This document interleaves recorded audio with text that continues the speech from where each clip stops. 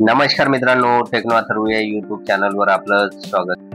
मित्रांनो, जर आपण संजय गांधी निराधार योजना किंवा इतर निराधार योजनेचे लाभार्थी असाल तर ही बातमी आपल्यासाठी अतिशय महत्त्वाची आहे।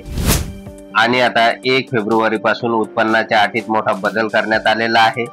त्याचबरोबर डिसेंबर पूर्वीचे पैसे आपल्याला कधी मिळणार आहेत याची सुद्धा माहिती या व्हिडिओमध्ये देण्यात आलेली आहे।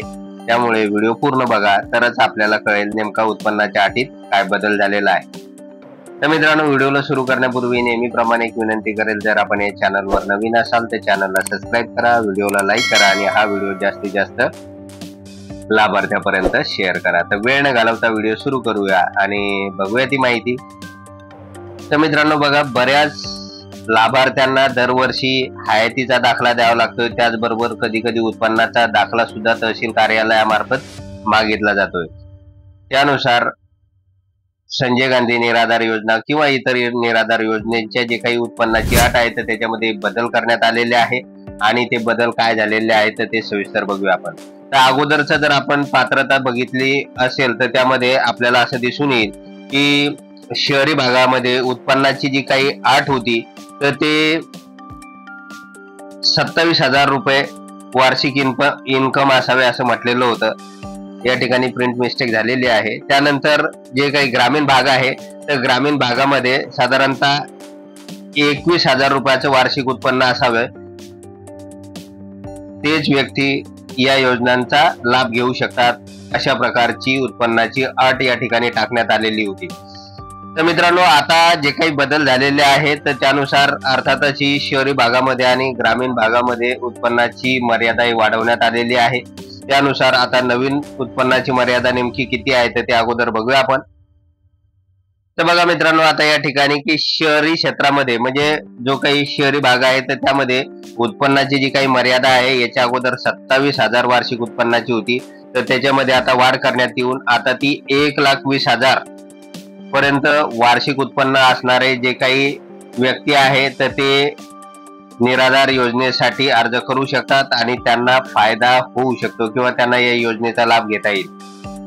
म्हणजे या ठिकाणी म्हटलेलं आहे की मासिक सरासरी महिन्याला ज्यांना 10,000 रुपयापर्यंतचा प्रति महिना इन्कम मिळते असे व्यक्ती या योजनेचा लाभ घेऊ शकतात। आणि यामध्ये सांगण्यात आलेलं आहे की शहरी क्षेत्रामध्ये मुंबई, पुणे, नागपूर, ठाणे, नाशिक इत्यादी महापालिका क्षेत्र समाविष्ट आहे। तर महानगरपालिका आणि नगरपालिकांचा भाग या शहरी क्षेत्रामध्ये येतो। त्यानंतर आता ग्रामीण क्षेत्रामध्ये उत्पन्नाची अट काय आहे नवीन तर ते बघूया आपण। बघा या ठिकाणी आता ग्रामीण क्षेत्रामध्ये जी काही उत्पन्नाची अट आहे तर ती 1 लाख पर्यंत करण्यात आलेली आहे। म्हणजे जर एखाद्या व्यक्तीचं उत्पन्न 1 लाख रुपयापर्यंतचं असेल तर सदर व्यक्ती या योजनेसाठी आता पात्र ठरणार आहे। आणि याच्या अगोदर काय होतं की ही जी काही अट होती तर 21,000 रुपये जर ग्रामीण भागामध्ये वार्षिक उत्पन्न असेल तर तीच व्यक्ती या योजनांचा लाभ घेऊ शकत होती। परंतु आता ज्या व्यक्तींचं वार्षिक उत्पन्न 1 लाख रुपयापर्यंत आहे तर अशा व्यक्ती या योजनेचा लाभ घेऊ शकतात। तर मित्रांनो, अशा प्रकारचे महत्त्वाचे बदल उत्पन्नाच्या बाबतीत झालेले आपल्याला दिसून येईल आणि हे बदल 1 फेब्रुवारी पासून लागू झालेले आहेत। तर मित्रांनो, आता हे सगळे बदल आपल्याला कुठे पाहायला मिळतील तर समाज कल्याणची जी काही अधिकृत वेबसाईट आहे बघा, sjsa.maharashtra.gov.in, तर या वेबसाईटवर हे अधिकृत बदल देण्यात आलेले आहे। तर आपण या वेबसाईटवर जाऊ शकता आणि त्या ठिकाणी उत्पन्नाची जी काही अट आहे तर त्या संदर्भातील बदल आपल्याला पाहायला मिळतील। त्याचबरोबर जे काही जिल्हा समाज कल्याण कार्यालय आहे तर त्या ठिकाणी सुद्धा आपल्याला या संदर्भात सविस्तर माहिती दिली जाईल। जे लोक उत्पन्नाच्या मर्यादेबाबत आता या अटीमध्ये बसत असतील तर त्यांनी निश्चितच या योजनेचा लाभ घ्या। त्यानंतर मित्रांनो, आता बघूया आपण की आपल्याला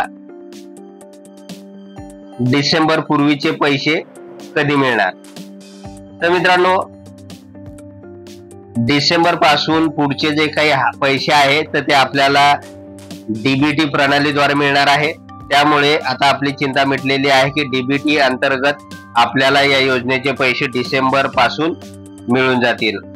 तर मित्रांनो, आता डिसेंबर अगोदरचे जे काही पैसे आहे तर ते बीम्स प्रणालीद्वारे आपल्या खात्यावर जमा होत होते, अर्थात तहसीलदाराकडून हे पैसे लाभार्थ्यांच्या खात्यावर जमा केले जात होते, परंतु आता डीबीटी प्रणाली आलेली आहे, त्यामुळे या अगोदरचे जे काही पैसे आपले राहिलेले असेल, उर्वरित असेल, तर यासाठी आपल्याला तहसील कार्यालयाला भेट द्यावं लागेल आणि तिथल्या कर्मचाऱ्यांना सांगावं लागेल की डिसेंबर पूर्वीचे पैसे आमच्या खात्यावर जमा केलेले नाही. त्यामुळे ते काय करतील, बीम्स प्रणालीमध्ये जाऊन ते सगळं चेक करून घेतील आणि त्यानुसार आपले उर्वरित पैसे जे आहेत ते आपल्या खात्यावर ट्रान्सफर करतील. तर अशा प्रकारची महत्वाची अपडेट मागील पैशा संदर्भात सुद्धा होती. त्यामुळे मित्रांनो, जर आपणास हा व्हिडिओ आवडला असेल तर व्हिडिओला लाईक करा, चॅनलला सबस्क्राईब करा आणि हा व्हिडिओ जास्तीत जास्त लाभार्थ्यांपर्यंत शेअर करा. धन्यवाद.